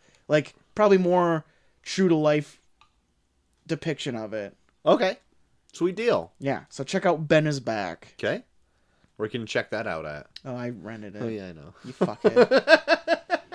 But me and Molly watched the first 2 episodes of a new series on Hulu called The Oath. Uh-huh. Like, I don't know, did you see anything about this? Which one is this one? It's about Patricia Arquette plays a mom who is who has a daughter that she's what's the name of that disorder where you like convince your kid that she's sick? Oh, is it like Munchausen? Munchausen's. Like she's okay, I know what this is. yeah, like Yes. she's like pretty much giving her kid Munchausen's, and man, I can watch a lot. I just told you about watching this super depressing movie. This show makes me uncomfortable. Oh, really? Like I'm still watching it. I'll probably still watch it, but just the shit that she does to this daughter makes me so uncomfortable. The premise had me very intrigued, and I kind of want to check it out, but Yeah. then at the same Yeah, time, it's based on a true story. we're sorry, we're getting the peanut gallery over. Sea Danger's Peanut Gallery. I'm so knowledgeable. But yeah, I was intrigued of what was going on. Yeah, I just, but it's, oh man, just on the first 2 episodes alone, it's like a tit for tat where it's like the daughter starts picking up on things that the mom's saying is not true.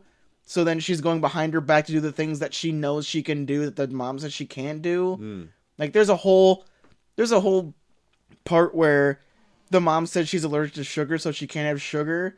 But then she figures out that she can have sugar, so she like she sneaks out of bed every night and just drinks Coke and eats candy all night to the point where like her teeth are rotting out. ugh. Yeah. But then Oh yeah. it's depressing, Chelsea. Yeah. But then she can't go to the dentist because then it's like, well, then I have to admit that I had sugar. Right. So then she's like, literally like pulling teeth out while she's brushing her teeth. God. Oh yeah. Get out of here. You got something to add, Chelsea? Yeah, get your facts straight, bitch. No, I'm What? just kidding. What Okay. does that even mean? She also convinced her that she was younger than she was. Yeah, I think that's like that comes up. Oh, because like she's kind of stunted. Keep her underage, like Yeah, longer. Oh boy. like I think. Have you been watching this? I read the true life story behind it because she's still in jail. Like the girl. Oh, really? Yeah. Shit. I'm not gonna spoil how it ends, but Yeah, don't spoil her ends. I'm pretty gonna intense. watch it. But yeah, watching this the damn woman thing. like isolated her and made her Talking think to she was Mike. younger. So I'm just like doing mom shit over here. You're over Wiping yelling. I butts? can't hear shit. Wiping butts, doing We mom move all stuff. these 50 beer cans. This beer can tower.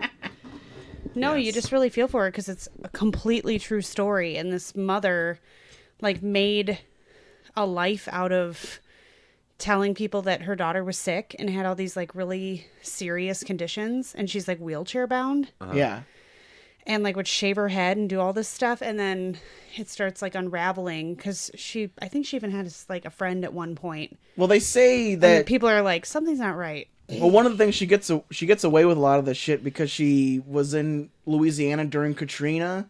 So then every time people ask, like, well, what about her medical records? Oh, well, they got lost in Katrina. Yeah, she was just a liar. Oh, okay. And just controlling and didn't let. I think the father was kind of pushed out of the picture. Yeah, I don't know. I don't think they've said where the dad's But like from he's yet. like, I think the mother tried to pretty much poison the daughter, thinking that the dad didn't want to be a part of it.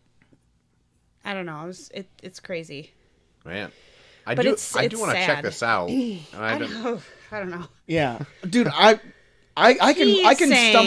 can stomach a lot of shit, and this show makes me uncomfortable sometimes. You watch depressing shit like you would eat a bowl of candy. Yeah, And I don't thought think I you can were handle literally it. saying that you eat shit. That's what I thought you you were going eat to say. shit. Oh, well, what an analogy, I guess. No, it's just so like sad that somebody would do this to their kid. Yeah. I think as a Yeah. parent it would be hard to watch. Yeah. Like, And, like, somebody do this to The their girl kid. that plays the daughter in this does it so like she acts so well. Where like heard that. you can She's see.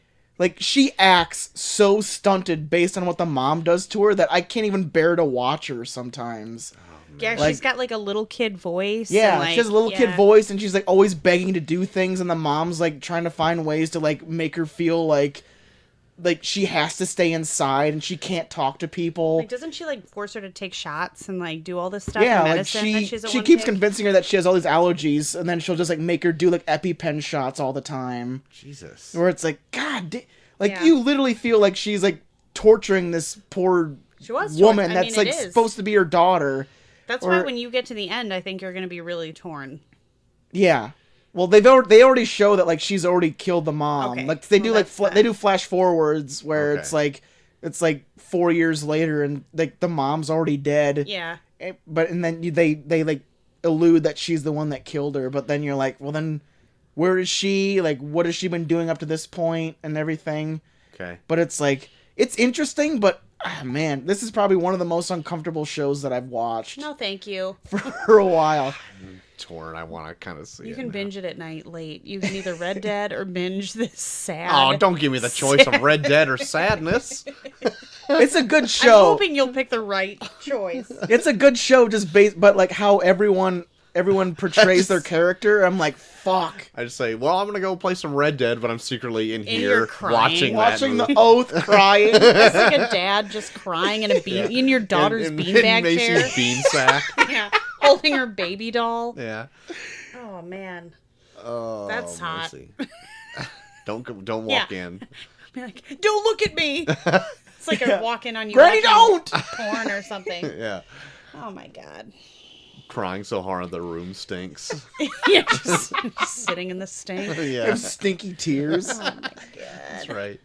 Troy, the man with stinky tears. Does Molly like the show, or is she also Yeah, like she this likes is it. uncomfortable? There's a character in it that reminds her of Don't say someone. me.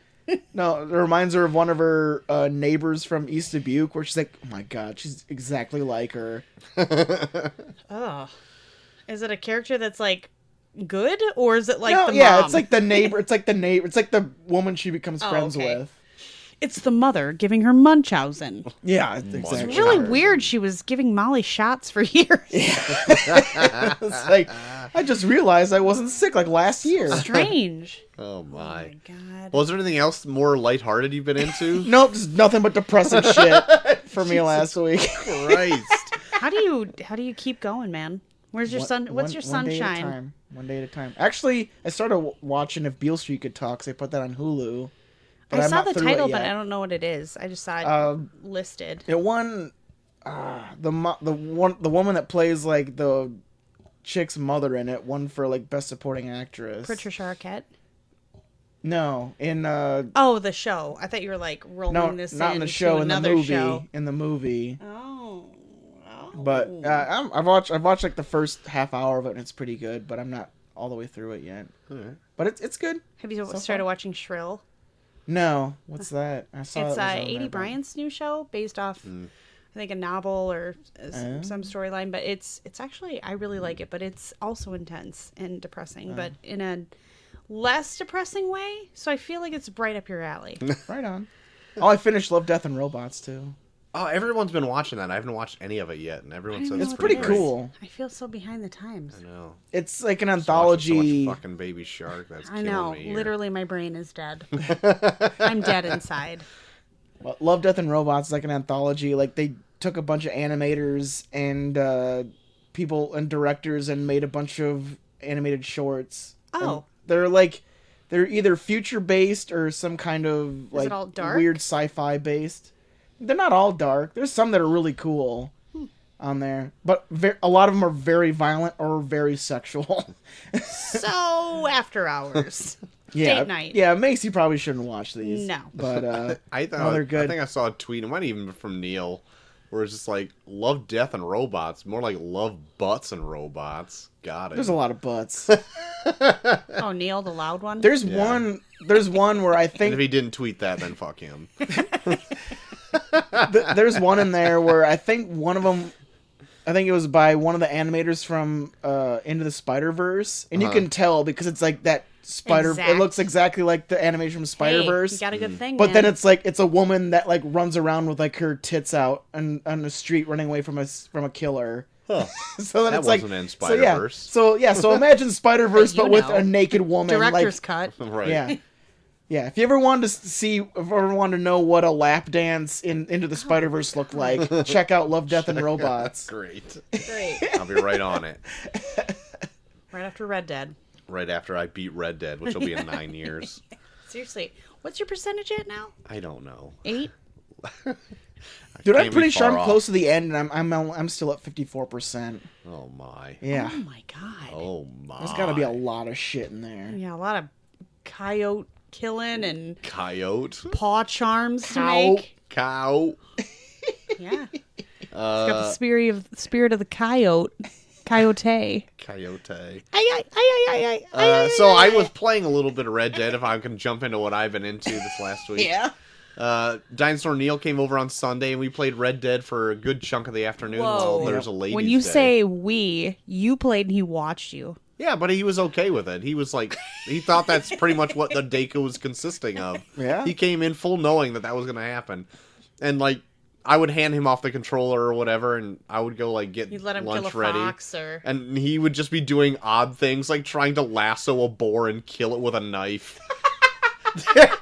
Like, that was what we did for, like, a good hour, is just hunt animals by just lassoing them and then melee killing them. Oh, like, fantastic. Neil lassoed a deer and then came over and thought he had his knife, but he just ended up stomping it to death. And I'm like, I didn't even know you could do that. That is the best. Horrific. That is awesome. It is.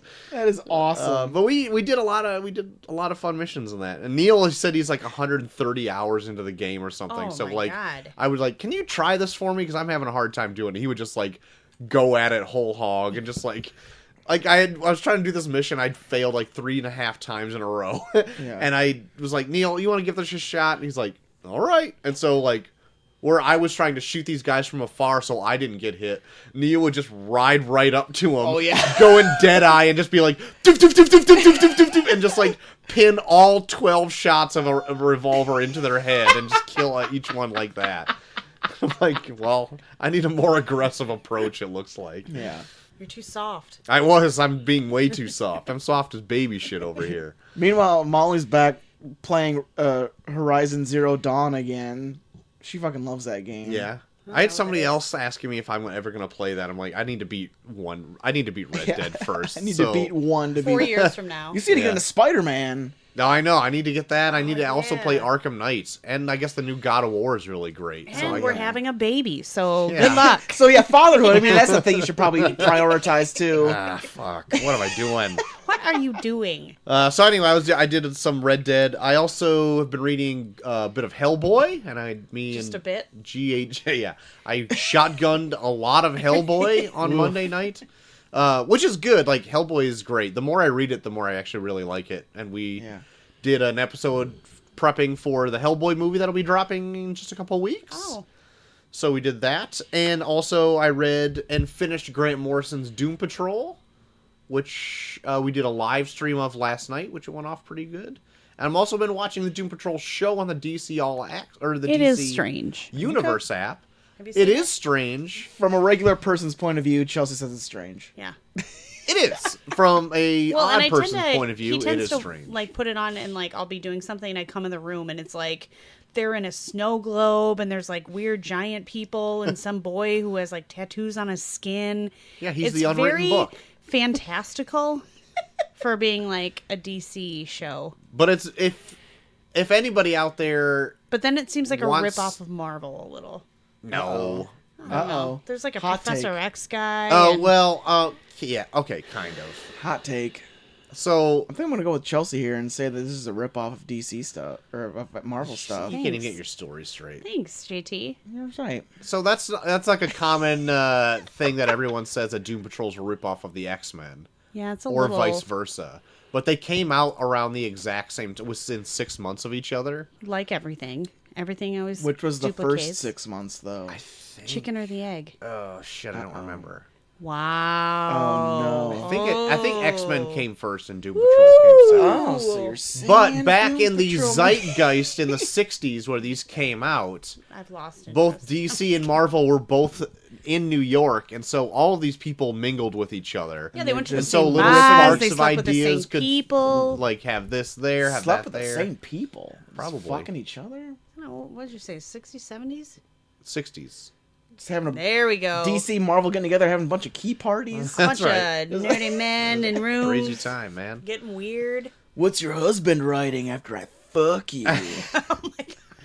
just had a hot night. Who of said it was a man and a woman, Joel? Oh shit, that's right. Oh, I'm swinging sorry that you 60s, don't baby. love gay people. Wow. God, why are you putting this shit on me? Just kidding.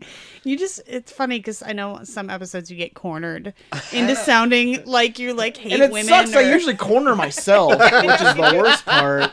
But then knowing you're not like that. But then in Yeah. the show, it's like, I man, he corner really, myself all the time. God, he really does not like the gay community. Right. Which is Fucking not true. OJ called me a MAGA hat wearing person. one time. Like, I was love stupid. OJ. He's my favorite listener of our show. I was hurt. Yeah. OJ can really cut you deep. He cut me deep that day. Well, you know what? At least you. I don't know. I got nothing. Yeah, nothing. Hey, so anyway, yeah, Doom Patrol is You great. don't have one of those hats, though, do you? No, Okay. not that you know of. Oh my god. And then also Detective Comics 1000 came out today. Whoa. So I bought that. I'll just pick that up and read it here soon. But yeah, the 1000th issue of Detective Comics. Can you even imagine? Yeah, how They've long been has it putting been out out? Detective Comics Forever. or they're just saying this is the 1000th. It is the 1000th issue of Detective But Comics. when did it first come out? Wasn't it like the 40s or Yeah. something? Yeah. So, I mean, really. Detective Comics 27 is the first appearance of Batman, if you guys wanted to know. So. So is Batman still in Detective Comics? Yeah. You know how I feel Okay. about Batman. It's more. It turned into like a Gotham-esque type of book where things happen in Gotham Oh. in Detective Comics. So what happened before Batman? It was just like some guy called like Slick Dick Flattery Tracy? or something. Before, yeah, probably. Slick Flattery at it again, detecting. Look at him. Magnifying. Look at how he uses his wristwatch to talk to others. I don't know. Slick Flattery of Gotham City. Yeah, Checking out but it the- wouldn't even be Gotham City. It'd be like, Chicago. look at Slick Rick over here. He found the criminals and the criminal empire, and he gunned them all down in the streets. He drank their blood. That's yeah, but like back then, like the comics were brutal. Like Yeah, they were. And very racist. yeah, they'd be like, Oh yeah. I don't even wanna say it. anything. Don't. Don't even. I don't even want to say anything. No. If it's anything like the Supermans that you show your Yeah. daughter, When you put it like that, Joel, we don't yeah. encourage it. Yeah. Anyway, so that's all I've been into this last week. yeah. So JT, Chelsea, do you watch anything good? yeah, I told you I watched Shrill Yeah. on Hulu. Yeah. I recommend good. checking it out. What have I done besides sleep and work too hard? I gave Macy a bath in the sink tonight, so that was cool. oh, she's been asking for that. Yeah, you she's go. getting her cast off in a week from this Friday. And as I washed her in the sink and she yelled at me for brushing her hair, I thought, thank God it's coming to an end. Please, please. She was all about me laying on the floor next to her ever since I came in the door. Oh yeah, she wants loves people to get down on She her seriously level. loves you. Yeah. But she loves Joel. Yeah. She would Like just, she would knows. just- I feel like she knows this podcast night because Yeah. she has any hunch that you're coming over, and she's like, any sound. She's looking at the door and looking out the window. Where's Joel? Where's Joel? She just patted the floor all night and be like, "Come." Come, monkey, dance. Yeah. But you do get down with her. Down. So, Hell you yeah. know. Yeah, so Yeah. I think she knows that Can't you're let, fun. can't let my fans down. Yeah, that's it. Your fans. Joel, right. come on. You. Yeah, come on, Joe. She's got a spell on you. Don't act like it's just a fan Hey. thing. She knows what she's doing. She's cute. She knows what she's doing. She's cute. Goodness. I don't know. I haven't really done a whole lot. I mean, we had our show the other night and we were tired, but we made it on. It was good. Thanks. Thanks. I had to message Troy to figure out who that guy was that drove his mom. He never crazy. ended up telling me. There was no Oh, pillow told talk me. that night. Totally forgot about it, but I'll Does tell it you. start with a? Is it RR? No. Oh, okay. RR Tolkien. No, I'm just kidding. R.R. Tolkien. What? What? What does Some Brother I of was thinking, J.R.R. J.R.R. I was Tolkien. thinking it was this kid. R.R. Tolkien. You You guys- guys J for the brother. Yeah.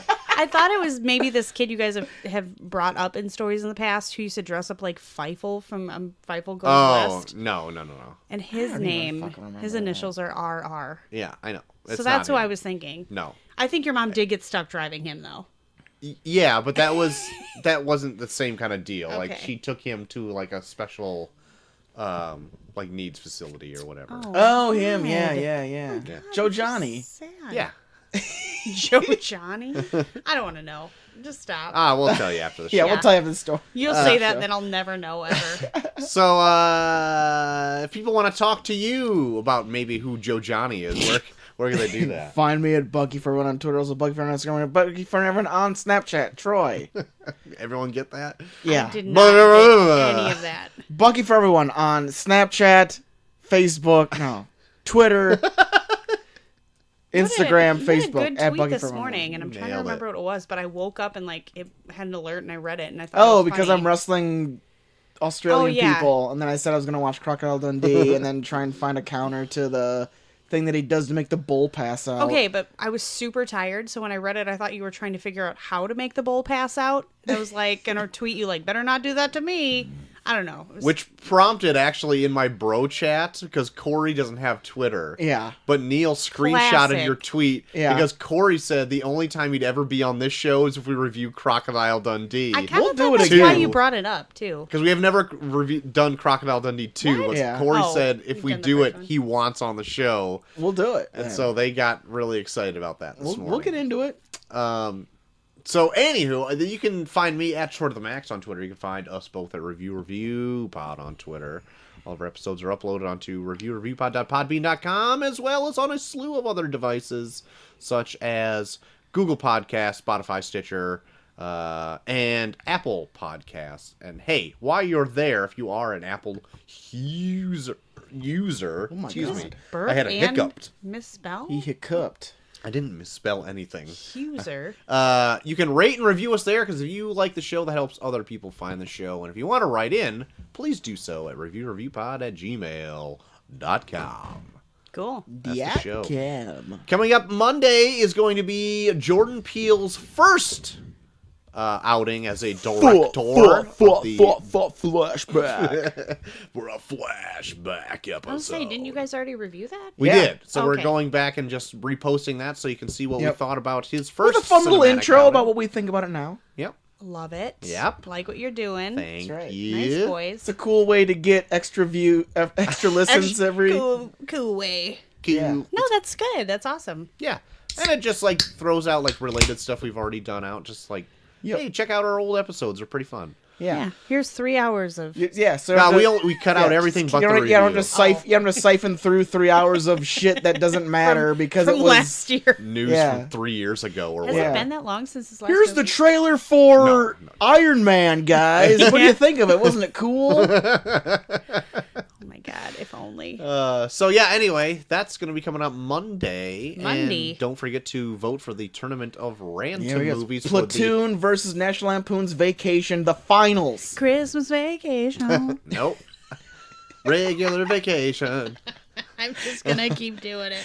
Uh, Try not to get that in your head, though. Chelsea, what would you vote for in a match between Platoon, and National Lampoon's Vacation? Vacation. I was thinking Platoon was Stripes last It's not week. Stripes. Oh yeah, still If it not were Stripes. Stripes, Yeah. I would pick Stripes. What would but- you pick between Vacation and Not But Stripes? is Platoon like a serious like drama? Yes. Then Christmas Vacation. All right, so you wouldn't pick so- any of the ones that so we have. none of them. Got it. No, National Lampoon's Vacation. Is that the one where they're trying to go to Wally On World? a Wally World, yeah. I don't like it, but I'd watch it. All right. You All right, watch there it. you So go. if Vacation wins, you will be on for the review? Maybe. We'll see. That's there a you definite go. no. I don't see a cold There you go. fresca put in front of me, but So you get the chance of maybe either getting Dave's dad for Platoon or Chelsea for Vacation. wait. No. You did not throw in that was a possibility. No. That Ken It's Ken been would an be ongoing thing here. that Kenny boy would be. we talked when GHD was in, he talked about how Platoon was his dad's favorite movie. What? So we kept joking about how we were going to try and get him on for Platoon. I would It's probably never going to die. happen. I would watch it if Kenny was here. But If you would Pla- watch Platoon? Yeah. If Kenny boy, Watch it with Ken Kenny is boy? like my sorry, Dave, but Kenny your Hunter dad Dave. is pretty great. Kenny Hunter Dave? Just hunts Dave.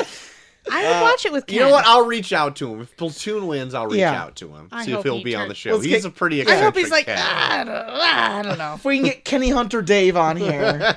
At least get a sound bite from him. Oh, yeah. Saying, Yeah, Christmas why- if he like at the least sends you like a voicemail where he talks about what Or he just thinks like of Platoon. a video Yeah. clip of him just doing a ton of pull-ups. Apparently he's a shirtless. very fit With man. Yeah, cigarette. that'd be awesome for our audio podcast.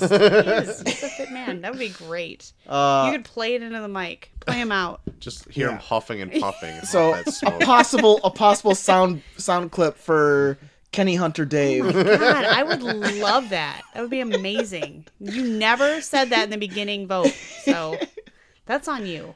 That's on you for not listening. Yeah. We've I dropped guess it not. many times. That's right. We've almost talked about every it episode a lot of since. times. To be fair, This is probably the longest post show we've had in a long time. Thank you, C Danger. you're welcome, boys. I like to really drag him out. Yeah, you really loosen this episode right up. Loosey goosey, grease the wheels. Yeah. But that's going to wrap up the show. So Yeah. join us Monday for what we already said that was coming down the pipeline. Get Out. And we And then will- for Wednesday, out. we didn't say it yet, to celebrate Shazam coming out in 2 weeks. I was gonna say, I'm like, is it next week? Pretty No. Next week, we're going to be talking about the quintessential boy turns into a man movie. We're doing Tom Hanks in No, Big. you should totally do that one where it's the genie in the boombox from the 90s. No. Yeah. That's too... Everyone already thinks Shazam is Kazam. I think you should Yeah. do, because that would be way more fun. Everyone thinks there's a genie movie that stars Sinbad called Shazam. This is but it your doesn't chance exist. to change their minds, guys. I Or a cannot chance believe you're to passing just this up. not We're doing doing it. Big We're because doing I want to Big. watch a weird case of statutory rape. What is wrong with you? In What when is wrong with a this woman man? bangs Tom Hanks when he's actually a 13-year-old They boy. don't have sex. They do. Watch Big. You're a monster. She like stalks him when he's back to being a boy at the end of the movie, where it's like, this isn't right. This is horrifying that that's why you want to watch it. Well, we'll see how it You all stacks managed up to in still Big. back yourself See how into it a happens. corner. Penny Marshall directed it. R.I.P. Yeah, R.I.P., but that does not change. You should be watching Kazam. No. We're gonna watch Big. I will never watch Kazam. That sounds like it. You've never seen sucks. No. No, Kazam sucks. I didn't say it was great, but like, it's a part of, I don't know, It doesn't- childhood. It I was feel a like big, it's not even made to be a that big deal. bad enough to even warrant a review of. Chelsea, we're watching Big. Shut your face. There you go. Fine. Sorry that you We're need watching to Big. watch kid rape, Joel. It's not kid rape. I said at the beginning of this episode, oddly Yeah. enough, do not put kid and rape in the same sentence. And then she did. He forced my said hand, it okay? all He together. might as well have just put the words in my mouth. Might I as didn't. well. Hey, this is going to be the show.